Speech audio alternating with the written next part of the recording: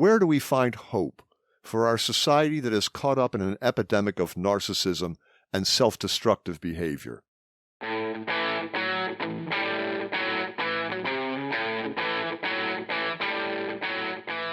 Welcome to the Hub for Important Ideas. I'm Steve James. And I'm Ken Swain. In this, the third of our series on narcissism, we advance our discussion of our society and opportunities for hope. We're going to return to our conversation with Dr. Sheldon Solomon from a few weeks ago. In this episode, he extends the concerns about individual and collective narcissism into other areas, and together we explore some new ideas, new at least to us in this context. Sheldon Solomon, Ph.D., is a social psychologist at Skidmore College. He is best known for co-developing terror management theory with Jeff Greenberg and Tom Pasinski, which is concerned with how humans deal with their own sense of mortality. He is the author or co-author of over 100 articles and several books, and has been featured in several films, television documentaries, and radio interviews. He co-authored the book The Worm at the Core on the role of death in life with Greenberg and Pasinski. He most recently appeared in the documentary Planet of the Humans. Here's the conversation with Dr. Solomon. So, we've got the narcissistic individual. And as you know, when you guys started the contemporary heroism, fucking the contemporary heroism. It was me on heroin. I knew we were. All right, so we had the contemporary heroism initiative. Chi, for sure. And we started with our four concerns that we've expanded a bit. So we said, well, one thing that we better attend to is the environment, because only the willfully ignorant and intellectually dormant will deny that we're dangerously close to rendering the earth unfit for human habitation. And so how could narcissism possibly have anything to do with this? And the answer is it has everything to do with it. And it wasn't even Becker, it was this guy, Lynn White, in the 1960s. Guy's name is Lynn. That's even worse than my name, Sheldon. But anyway, he'll have to live with that. He's probably dead now. But his point is that our trampling of the environment is best understood as a manifestation of narcissistic self-inflation that results from our conscious or unconscious adherence to the Judeo-Christian worldview.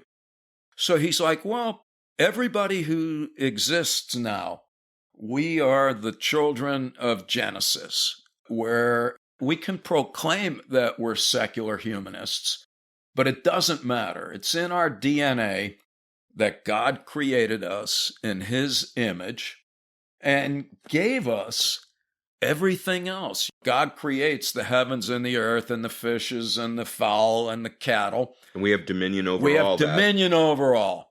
And so it's part of our world that earth is a giant buffet table, that it is our right to plunder at our convenience. And if we take a dump in the salad on the way out, so be it. And so for the narcissistic individual, the idea that anything that we might do in our lifetimes might adversely affect those who come after is like, what a shocking piece of irrelevant trivia. So you have the Native Americans in Saratoga. There was a local tradition, which is that no decision can be made without considering its potential impact 10 generations from now. As you say, Steve, 10 minutes from now is long-term thinking. My quarterly earnings far outweigh my concern for the future of the planet. And so one possibility, and I believe it to be an important idea, is that a narcissistic individual is fundamentally incapable. All they care about is themselves. And if they're not here, their care really radically diminishes to zero. And the collective narcissism, the collective narcissistic society we find ourselves in, not only believes that we can do that, but it's owed to us. That's correct. And we are offended and we're defensive if anyone claims that we're not owed this. Yeah, that we can plunder whatever. We can burn down whatever rainforest. We can do whatever because that is our right. And it's the obligation of everyone to recognize that. That's right. Hear, hear. And that's another delusion of sorts that comes from the Industrial Revolution, juxtaposed with our tendency to deny death. This is, I call it the Steven Pinker effect, which is that we can grow and technical innovations will extricate us from all of our difficulties.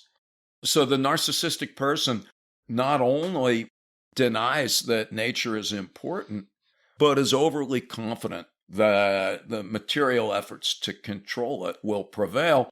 And that's correct. They share the same sense of resentment and entitlement that is characteristic of individual narcissists.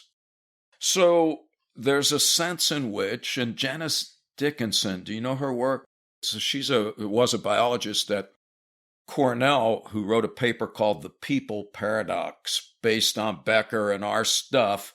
And we should look at that because that's her point, is that our contempt for the environment and our refusal to embrace the need to change it is a result of our narcissism. So let's say that. And then what else do we used to talk about? We used to talk about economic inequality. Yeah, so let's go with economic inequality. Yeah. And so here's... And that's related to environment. Oh, it Absolutely. is. All of these things are related. And I think that's the point. And of course, that's how you guys, with my enthusiastic endorsement, that was the whole guiding principle of contemporary heroism initiative, is to say, well, look, here are these current concerns. We've got the environment. We've got economic instability. We've got rampant levels of psychological disorders. We've got a fundamental inability to get along with other humans, either external enemies or now the internal domestic ones. And I like the idea that we break up war and bigotry and just see one as coming from afar where the other resides within. We got the economic inequality. Remember, Locke says economic inequality natural and good. And we know that to be untrue for at least three reasons. One is that even the most ardent defenders of the free market acknowledge that economic inequality is fundamentally unstable. And let me just interject the one word: radical economic inequality. Oh, yeah. Because a certain amount of economic inequality is inevitable. And necessary. And necessary. Yeah. Because if one person, like my friend I talked about last night, if he wants more money, so he should go get it. He should go get it. Yep. And he's going to have more than me because that's his focus. Correct. It's important to him. And even Marx never denied that initiative is important. And so let's stipulate that. Right. And what I'm about to talk about comes from the World Bank. And so let's use them. The World Bank says, look, absolute equality is impossible and undesirable. And the fact of the matter is, because this is true, is what messes up every effort to have a decent society is what do you do about the assholes, or in evolutionary language, the cheaters. So you try and do the right thing, but it can't work as long as people exploit the system by taking resources and contributing nothing. So there has to be a mechanism to inspire initiative as well as to discourage free riding, is what they call it. All right, but the point that Marx makes, and he's right, he's a crappy economist in terms of figuring out what to do about it, but no one had a better handle on what would inevitably happen. And that is that in any economy, and that's this Piketty dude, you know that book? Piketty. So the Piketty. So and that's his point. His book Capital is just saying Marx is right. Money begets money. Once you have it, you'll invest it. That always produces a higher rate of return than wages. Over time, more money will be in fewer people's hands. And as Marx pointed out, that will always result ultimately in the collapse of an economic system for the reasons that Ken argues. And that is that fewer and fewer people have more and more of the money. And then you have large masses of individuals who now lack the means to buy stuff. That undermines the well-being of the people who sell stuff. All right, so one problem with huge inequality is the inevitable result is a depression. And what some people say, this is the Joseph Schumpeter guy. So he's an Austrian economist, and he called it creative destruction. He just said, if you step back, it's true that there's been, I'm just making this number up, 12 depressions since the 1700s. It's also true that during those depressions, that large chunks of humanity were fucking leveled, starved. Lives were miserable. But so what? In the long run, we're now all better off. And of course, people of goodwill could argue that maybe we'd be better off. Materially better off. Materially better off. But not necessarily psychologically. No, not at all. Yeah. But you might argue that in the long run, we'd all be better off if we tempered that by saying we will sacrifice the rate of progress for a more even distribution of resources to render the system more stable and people to be better off. Because what Locke didn't know, what Milton Friedman didn't know, but what we now know is that it is radical inequality, not poverty per se, that is psychologically and physically debilitating. So beyond subsistence, if you have enough to eat and if you have a place to live, if everybody around you is in fairly similar straits, you're fine. But you're not fine in most cosmopolitan cities where you have shanty towns next to Trump Towers. Then what you find, and this is empirical fact, you cannot wish this away, and that is that people are more miserable when inequality goes up to a certain point. They become more cynical and they have less trust in government to provide for the common good. And it's a physical nightmare that everything from cardiovascular problems to cancer rates to all forms of psychological disorders. This is Wilkinson and Pickett. It is. The spirit level. That's correct. And so we know that people are physically and psychologically miserable in these conditions.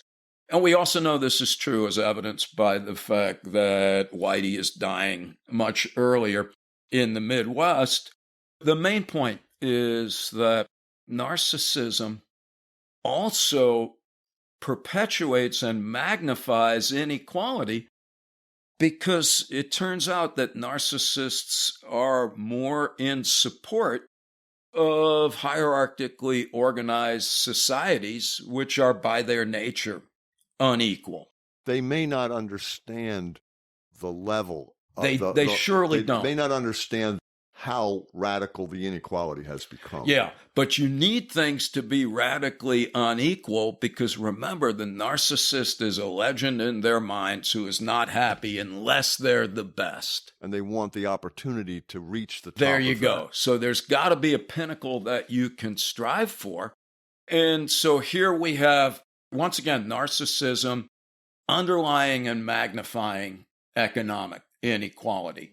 Which is counterintuitive to That's where correct. we were before, thinking that the mental health was a malady resulting from That's the correct. economic inequality, which is what Wilkinson and Pickett are saying. That's Look, right. You've got more stress, more depression, all these things. And Piketty's saying, well, you're going to have social unrest. That's right. But we're saying, look at it the other way. narcissism is a multiplier of this problem that we have as a society. That's right. And that it's well put. So let's shift to narcissism and war and bigotry. Right. Because it's not much of a stretch, because by definition, narcissism is wear the best and fuck the rest. And whether it's internal or external, what that means is that individually and collectively, you have to be better than everybody around you. And so therefore... And they have to recognize that. They have to recognize that. And so one element of narcissism is an us versus them phenomenon. Either as an individual, everybody that doesn't love me is out to get me, or collectively, we're the best, and if you're not us, then you're the worst, and we have to kill you. So this is Becker 101. The mere existence of somebody who is different is a threat, and a potential blow to my narcissistic self-regard by intimating that there are other ways of living that might be as functional and as valuable as my own. And so, therefore, I've got to kill them, thus proving that my God is superior after all. And think about George W. Bush, who maintained that God put him on this earth to be the president who would then take this, he called crusade, which was an amazing choice of terms. Take this crusade to the Middle East. He was God ordained to do this. And look at Trump, who said 2 days ago, I believe God made the pandemic to challenge me. And he has declared himself the chosen one. The chosen one. But it's got to, but there's an internal dynamic also. And this is what's important, is that the ugly underside of narcissism is that you are perpetually apprehensive. You're perpetually insecure.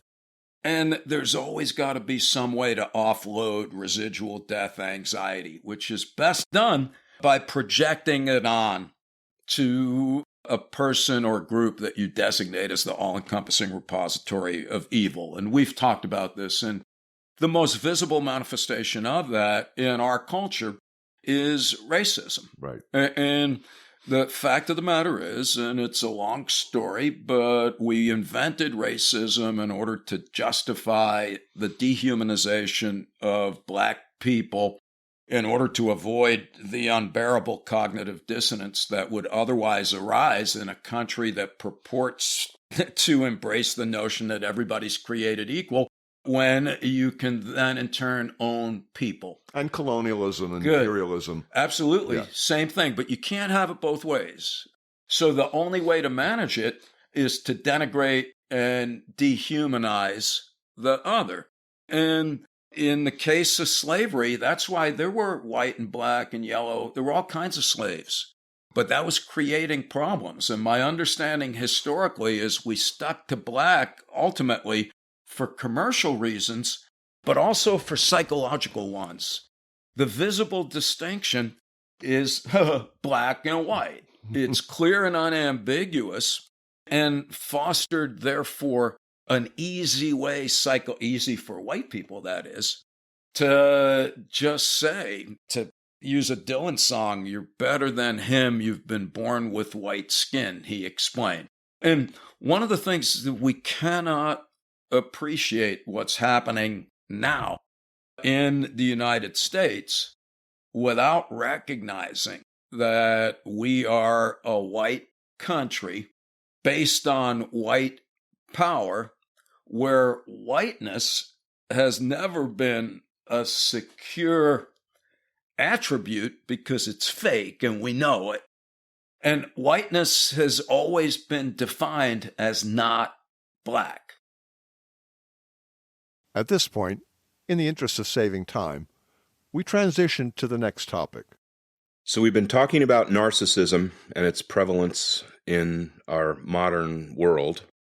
And now we'd like to transition into some I guess, relatively new ideas on how it can be counteracted and its negative effects on us minimized. And doing this in a way that will be familiar to most of us, certainly is to Steve and myself, because it comes from the source of our earliest teachings, which would be gratitude and humility, two words that traditionally meant living a good life, living a proper life. And I had brought up this article that I found entitled An Upward Spiral Between Gratitude and Humility by a number of social psychologists. And let me see if I get the name right. Sonia Lyubomirsky. You don't know. Gesundheit. And four others. But what they say here in abstract, humility is characterized by low self-focus, secure sense of self, and increased valuation of others. Gratitude is marked by a sense that one has benefited from the actions of another. And they conclude by saying humility and gratitude are mutually reinforcing. And we came upon this, Sheldon, when you met with us 5 years ago. We were video recording you in your office, but standing in the hall outside your office, you referenced a graphic that was describing a TMT experiment by a female grad student of yours. What was her name? Kate? Kate, yeah. And she was attempting to demonstrate that humility and gratitude are also defenses against death anxiety, like self-esteem. And then the question arose, well, are humility and gratitude as effective defenses as self-esteem? And in fact, does self-esteem take you in the direction of narcissism, whereas humility and gratitude, I made up the phrase, humility and gratitude are narcissism antimatter, that they cancel each other out. And we're looking at this as something that's a little outside of Becker. I don't remember him ever talking about humility. And looking at this as a source of hope. And we were talking about humility and gratitude in terms of religion, and they're kind of at the heart of so many faiths. Certainly the faith I grew up in, which is Catholicism, is all about humility. You are second to God, maybe third to the angels in this pantheon of creation. Yes, you have dominion over the animals, but you're in no way the top of the food chain. So you have to remain humble, and pride is a cardinal sin. Pride, putting yourself above God, is a cardinal sin in the Catholic faith.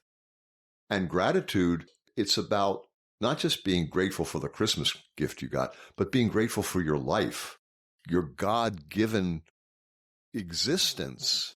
And your friends. Well, and your society.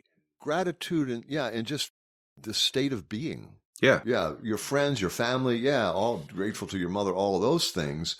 But it's a more general feeling of warmth. Yeah. And acceptance. And I'm not divorcing myself from Becker by any means, but the Beckerian idea of dwelling on death puts you in a certain frame of mind. Yes. Whereas when you're dwelling on gratitude, it puts you in a very different place. Now you're saying, yeah, my life will end, but I'm grateful that I have one. I've got one. Yeah. And a good one. Yeah. Most of us. Like the fly who lasts 3 days. Well, was that fly better off never having been created, or did he got 3 good days out of the deal? Hard to say. Right. But if you're focused on the end of life, and this isn't fair, the way Sam Keene put it, it's not fair. It's not. I didn't sign up for this. This is completely unacceptable. This is completely unacceptable. Whereas you say, hey, I got 71 years. This is pretty. And they're good years. Yeah. Most not bad at all. There's 2 ideas there that I love. One is the upward spiral. Yes. The fact that you're going in a direction and it seems to be repetitive. Yes, we've been talking about downward spirals a lot. Now we're talking about... It's nice to be thinking you're going up for a minute. And not to say that it conflicts with Becker. I'd prefer to say it maybe builds on Becker. It might be the next step after Becker, if better Darwin's grounding everything. Much better way right? to put it. It's you don't need to say I'm going to conflict with it. It's always going to be there in our DNA, so to speak. But this is maybe something that would be a little easier for people to focus on and feel like they could make a positive difference by doing things that they already know how to do.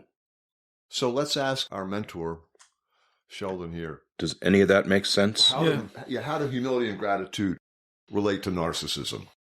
Well, you already said it, Steve. It's the antimatter. It's antithetical to narcissism. I mean, read that definition again, because I think point by point, go ahead, in terms definition of humility and gratitude. Yeah, humility. Humility is characterized by low self-focus. The opposite of narcissism. Secure sense of self. The opposite. And increased valuation of others. The opposite. Wow, Gratitude. is it ever? It's complete opposite. Yeah. Point by point. Yeah. And that's correct. Gratitude is marked by a sense that one has benefited from the actions of another. Nice. So it's the opposite of the resentment and entitlement. Yes. That is central to the narcissistic enterprise. And I like how you put it, Ken, when early on, just a couple of minutes ago, you're like, let's talk about some new ideas. But of course, nothing new under the sun. No. What you're really saying is, let's go back and resuscitate some ideas that have been with us since antiquity and perhaps rescue them by looking at them from a contemporary perspective where they need not necessarily be encumbered by traditional religious belief systems, with no disrespect to them. So since men at one, the Epicureans and various religious traditions have emphasized the sheer mystery and ultimately sublime privilege of being alive. And with the concurrent warnings about the dangers of hubris, of narcissism. So we're not making anything up when we begin to, even in a primitive for us and cursory fashion, start to wonder about what is the dynamic between narcissism and humility and gratitude. And I mean, when you guys came to see me last, which again, I can't believe it was 5 years ago, but it had to be because I had just read that book, The Slavery of Death by Richard Beck. I think we spoke about him last evening. I don't know him personally, but, a remarkable person, a theologian and a PhD psychologist. And I found it eye-opening and a Becker scholar. He just said, look, I'm nervous about self-esteem because it's too close to narcissism. Turn the volume up a little too loud and you're in a bad place. That's right, because when you're striving for self-esteem, you're still metaphorically, and not necessarily malignantly, you're still trying to inflate yourself. Build yourself up. Build yourself up. And that worries Beck because he's like, I can't see how that doesn't have unintended adverse consequences. I don't see how that doesn't make you kind of competitive, maybe resentful of somebody else's success. And the conservatives, we talked about this in a podcast, attacked Fred Rogers for creating a generation of self-entitled people, as though Rogers had that power. But they were highly critical of him, of course, being narcissists themselves. But this idea of self-entitlement in this next generation is a big issue because they're saying, these kids have been raised with everything and wanting more and more of it. And then you say, well, there's this epidemic of narcissism among the millennials, so they kind of have a point. But this idea that we're entitled, this American exceptionalism entitled us to stuff and continues to entitle us to kick the hell out of the Middle Easterner and take their oil or create a hemisphere that's dominated by our white supremacy. There's a book by Ortega y Gasset from the early part of the century called The Revolt of the Masses. And in it, he explores the idea that that was the first time after the Industrial Revolution when people were starting to look a little bit differently at the world and what it contains in terms of its utility for themselves. And he uses the idea of air to start with. Air is everywhere, and it's free for all. It's here. You can breathe as much of it as you want to, and nobody can say that you can't. So far. Around that time, they've got cars for the first time, and they're building roads. And he said people already are having a tendency to look at the roads like they're air. They're just there. Of course we're going to ride on the roads. And they don't remember that that road took a lot of work and a lot of technology and to put it there and decide to put it here as opposed to there. And then you got to take care of it and you got to maintain it. That would require gratitude on their part. And just understanding that it didn't just come from nowhere. And would require humility to say to yourself, maybe I'm not automatically entitled to any of this. So now, fast forward 80 years, I think people are starting to look at the internet and a cell phone like it's air, particularly the millennials, because they don't know life without it. And do you have any idea what it took to invent the internet and what it takes every second to maintain it and to keep all the people who are trying to attack your data constantly at bay so that they can't do that? So let's get back to this idea that humility and gratitude cancel out narcissism. What could we say about humility and gratitude in terms of those big issues that we mentioned, like income inequality, like environment, bigotry, war? In other words, can you picture a humble, grateful president saying, yeah, let's go declare war and kill several 100,000 Iraqis and lie about weapons of mass destruction as the excuse to do it? Sheldon, how do you see humility and gratitude as potential answers to some of the issues we've been discussing? Well, in the jargon of terror management theory and in Becker's language, it would be a non-defensive way to manage death anxiety. Back to the Beck dude for a moment. His concern is that traditionally we reduce death anxiety by embracing our cultural worldview and striving for self-esteem. But once we do that, that inclines us to hate people who are different and to blow ourselves up to hypercosmic proportions, at which point we're on the edge of malignant narcissism. And so the claim psychodynamically is that humility and gratitude give you the upside, which is the mitigation of existential terror, without the downside. And it's a pretty powerful psychological cocktail that has the benefit of being affirmed by thousands of years of cross-cultural religious traditions that all converge on the same point. So it really goes back to the Durkheim guy talking about collective effervescence, that it is what one does in light of the grateful acknowledgement of the vagaries of the human condition. You know, here's the little passage from a Tom student, Palin Kesbar, and I'm probably mangling her name. Very talented woman.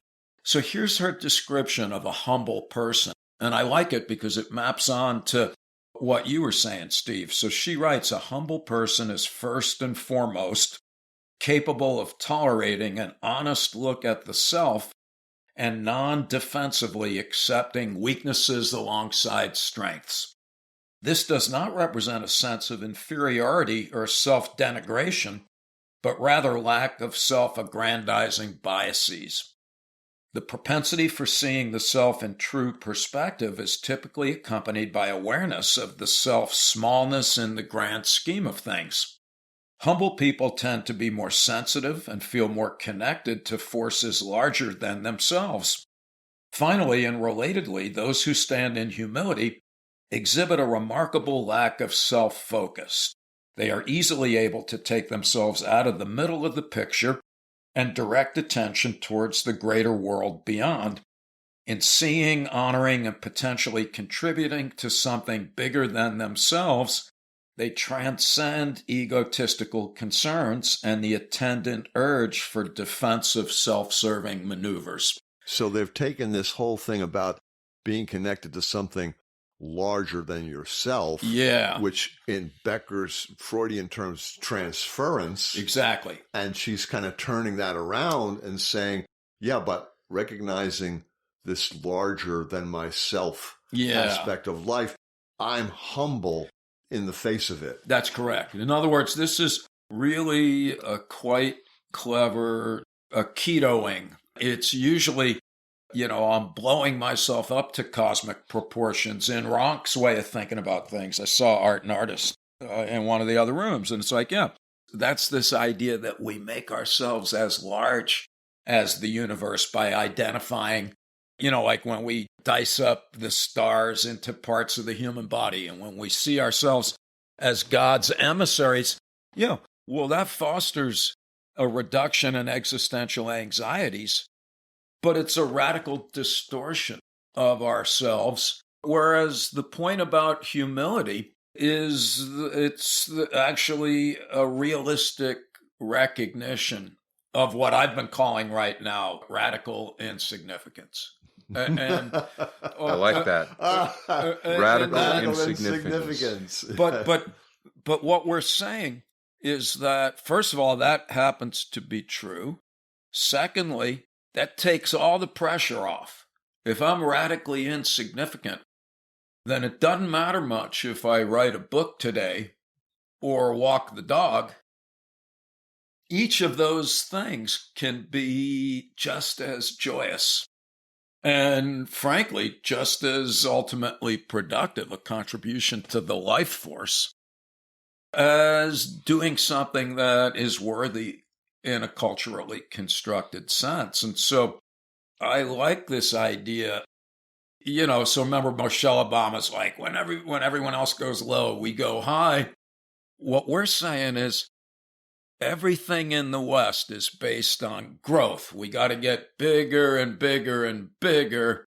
And we're saying respectfully, no, you know what? If we're going to get bigger, we got to get smaller. We've got the looking glass in the wrong direction. And this, again, it has the benefit of being more realistic, more ecumenical, in that almost everybody on Earth has something that we could be grateful for and humble about. But what we've left out in all that, this need for meaning and purpose that religion gave us. Yes. And the existentialists are saying, well, you make your own. Yeah. But isn't that kind of a narcissistic position to say, I make my own meaning and purpose? Sure. I pull myself up by my own bootstraps. I'm a self-made person. It is something about that now, in light of humility and gratitude, that I feel like maybe that's not such a great thing to say you make your own meaning and purpose. Well, that was always a somewhat of a misunderstanding of the existentialists, because they never denounced the idea that we start from a foundation of shared meanings and purpose. Their view, as I understand it, is just to insist that life is not intrinsically meaningful, which does not mean, however, that it's intrinsically meaningless. So again, that raises the question, well, what is it? What is it? Of course, this is back to Becker and Kierkegaard. You have to have this leap of faith in God. And this is where I'm saying, at least tentatively, that I get that. But The Heidegger point is you don't need God for meaning, and you don't need God to have a stance towards the world that is humble, grateful, joyous. And, this fucking guy's writing in German, and I still need a dictionary to understand the English translation. But he talks about being in a state of solicitude, that's kindness and care. And he's like, no, that will naturally follow from his idea of authentic living. And it's not faith in God, it's faith in life. Because when you're grateful and humble, you're not feeling like you're being slighted or entitled. You just realize that, well, who knows? We all realize this in a different way. But, you wake up one day, here I am. It didn't have to be that way. One chromosome different, I'm a mongoloid. 2 chromosomes different, I'm a chimp. 3, I'm a pomegranate. and it's the awe, just the sheer luxuriating in the recognition of the value, the intrinsic value and privilege, frankly, of being alive. How does that relate to biophilia? I think that when E.O. Wilson writes about it, I think that's what he's groping towards. He's come as far as you can get while refusing to consider the existential aspects. Okay. Can I ask what biophilia is? I didn't read that. Yeah, it's love of life. Love of nature. Love of nature and love of life. These are new ideas for me also, Steve. They resonate because my dad, I was raised in a secular Jewish household, but he was always, look, there's always somebody bigger and better than you. We were taught that pride and humility, those are the proverbial wingmen of psychological well-being. You can't have one without the other. If you've got pride but no humility, you're a narcissist. If you have humility without pride, then that's self-deprecating. There's, again, the sweet spot of the need to affirm ourselves as viable forms of sentient life with the collateral recognition that we're transient entities permanently prone to being obliterated at any time, which is another Heidegger point that I'm stuck on. And that's that Heidegger's point is, if you're like, oh, I'm going to die someday at some vaguely specified future moment, he's like, that's not authentic living. That's death denial. You're just pushing things in the future. You've not come to terms with death until in your gut you are painfully and poignantly aware that you could be smote at any time. Like my looking around my rooms in the morning before I leave for work and going, is this what I want them to see? Yeah. Or you guys went off for lunch and I'm like, I hope those fuckers come back with my sandwich. But, I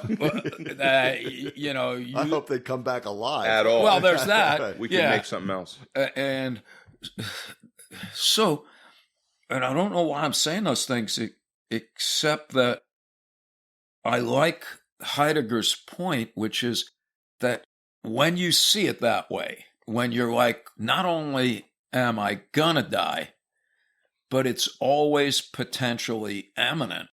And I like his language because he's like, that creates a psychological clearing. He calls it a horizon, that you get to see stuff that you wouldn't see otherwise. And he talks about it as if you're in the middle of a theater in the round. He's like, well, if you look one way, when you realize that you're finite and always potentially immediately prone to obliteration, well, there's the one direction that we're familiar with, and that's the Becker point. You recognize that you're essentially a culturally constructed meat puppet, and that the culture is the necessary lie about the nature of reality. And you can go in the Becker direction. Heidegger even calls it flight from death, which I asked Greg about, and he said they had no idea when they made the movie. Oh, likely story. And no, it was. He claimed to be functionally illiterate, and I accepted that claim. And me too. No, but Heidegger's like, okay, so one reaction to the stark realization of the ephemeral nature of everything and everyone is you double down on the culturally constructed beliefs, and you become, and here he uses the Kierkegaard phrase, because Heidegger was influenced by Kierkegaard. Here's the being tranquilized by the trivial. But Heidegger then notes, but when I say tranquilized by the trivial, what I really mean is that most people are so bound up in their cultural belief systems that they're frenetically devoted to them to the point where they never sit still long enough to consider the possibility that they're just even more deluded than they were prior to that flight from death. All right, so far so good.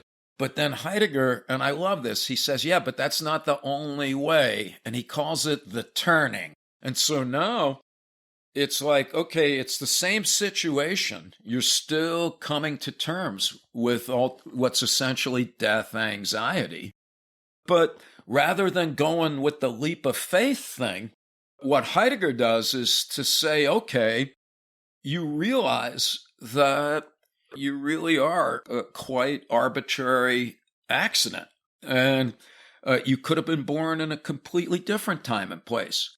And had you been born in a completely different time and place, there's no way you would have the same opportunities or limitations. You know, I'm a professor. If I was born in the 12th century to a Mongolian goat herder, you know, I'd be living in a yurt and farming.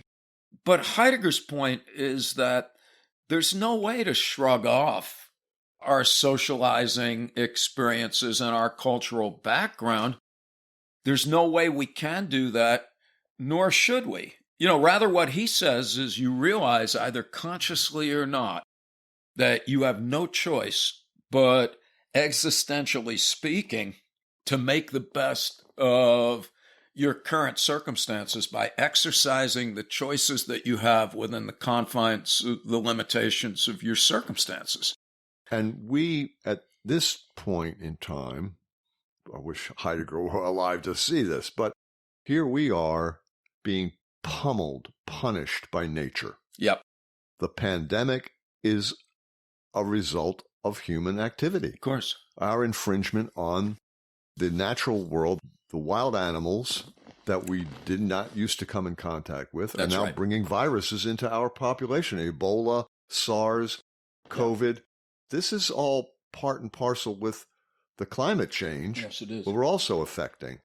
My town got hit by a tornado, the first time I ever heard of it in 30 years. Yeah. And we were without power for 8 days. Boy, does that bring home to you how really small you are. Doesn't it? You know? All of a sudden, we can't do anything without no it. internet, no phone, no hot water, lights. It was no lights. It was unbelievable. So you say, okay, what's our relationship with nature? Yeah, we've been putting ourselves outside of nature, dominating nature. We're going to control nature.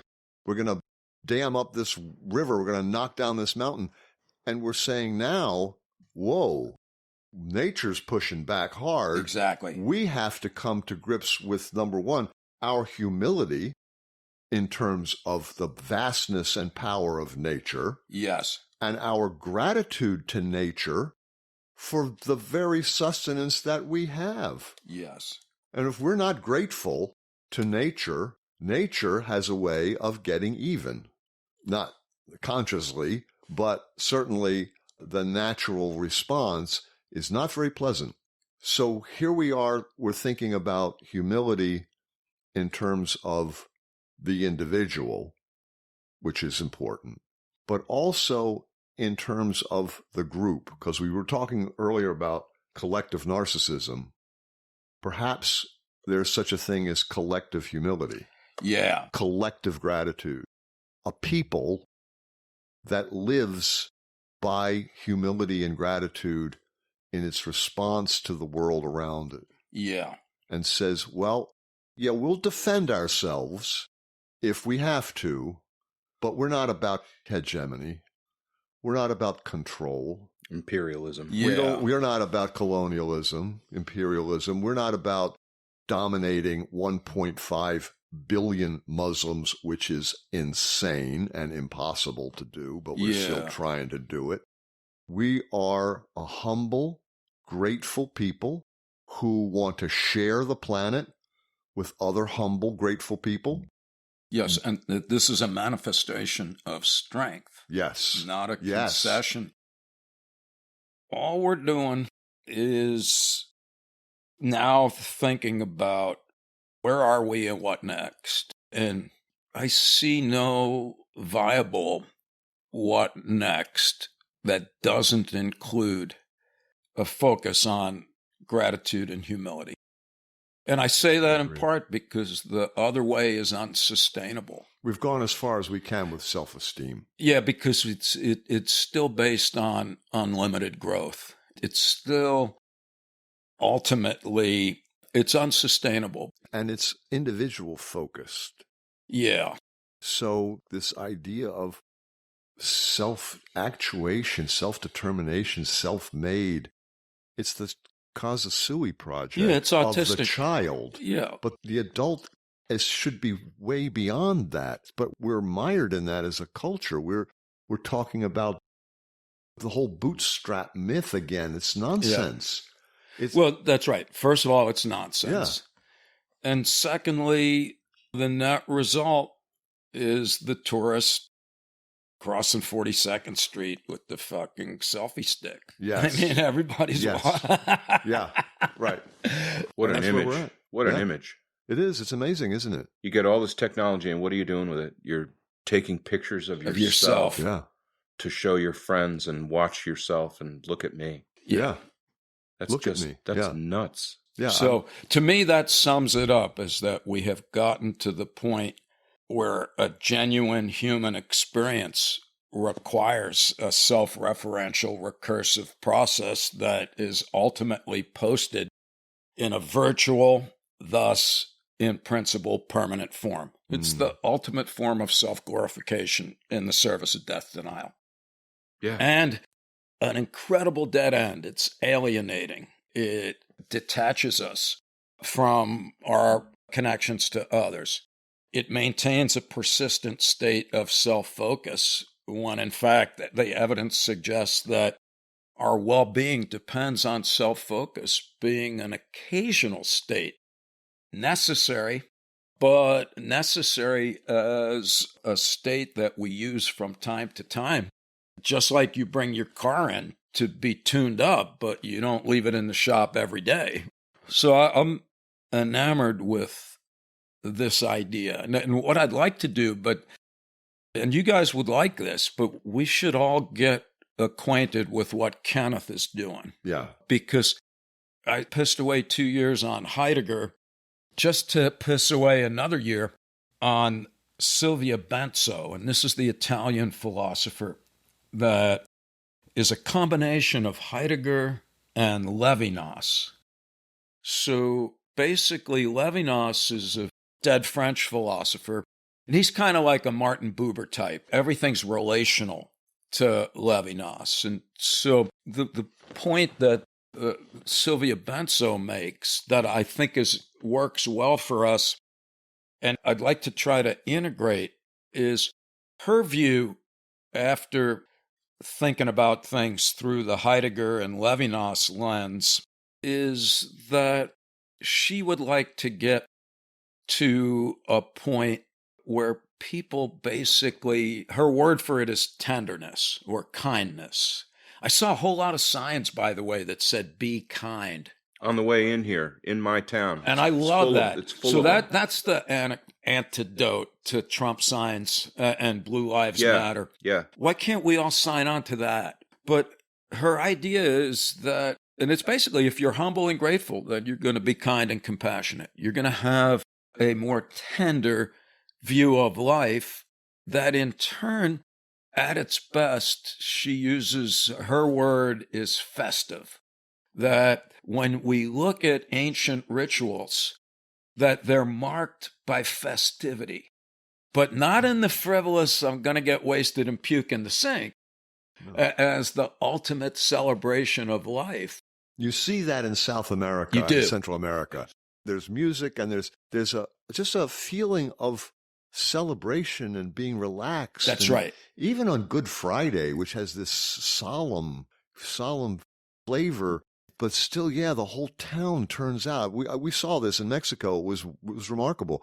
The town turns out and parades into the street and brings Jesus in the coffin into the church and puts it in the church, and then he lies there all through Holy Saturday until Sunday, Easter Sunday, he rises magically. And you say, this is a celebration. Yeah. We had that as kids, but it was all in the church. Yes. This is out in the streets. It's accessible. It is, again, the original function of religion, to bind. And I want to think about this as more. Think about Erich Fromm wrote The Sane Society. Yep. Maybe what we need now is the humble, grateful society. I think we need something along those like lines. that. Because a sane society would be humble and grateful. You hope. And and I want to hook up the humility, gratitude, tenderness, and festivity. The festivity part is important. In fairness to Benso, the way she describes it is it's a broader term that is meant to emphasize that we're in it together and that there is a certain effusive joy that results from a humble and grateful acknowledgement that we're all here essentially on borrowed time. And I like that. And it's very hopeful. And I think that we've got stuff to work on and work towards. Yeah, I think so too. And again, it's so easy to essentially dump this on Becker, because the fact is we were all profoundly influenced by him. He is towards the end of his life wondering about if human beings are a viable species. And yet, despite that, he was still, it's incumbent upon each of us to do something creative, not for ourselves. So it was never about self-aggrandizement, to toss it into the life force, as it were. As an offering. He calls it an offering. And so I'm, as I was musing last night, the guy died early. I wish we were sitting here. And it would be very interesting to see if he ultimately would wander in this direction. The point earlier, which is that humility, gratitude, tenderness, festivity are the ultimate expressions of strength and security. They're not the purview of the weak and the meek. It's the Trumps of the world that are weak, albeit not meek. These are important ideas. Yes, they are. Thank you for coming to the Hub for important ideas and sharing them with us, Sheldon. You are very welcome. This has been a fabulous event. Fantastic. We could not have asked for more of your time and energy and thought and creativity, and this has been just great. Probably the most important ideas we've explored so far. So far. Hopefully we're not done yet. Pursuant to this discussion, one can never be completely sure, Steve. Yeah, I'll buy that one. Please join us next time. Like us on Facebook and recommend us to your friends. You can find us at www.thehubforimportantideas.com. And support us on Patreon at www.patreon.com/thehubimportantideas. We are 100% listener supported, as always. Thank you for listening to The Hub for Important Ideas. I'm Steve James. And I'm Ken Swain. Stay safe, everybody. Stay well.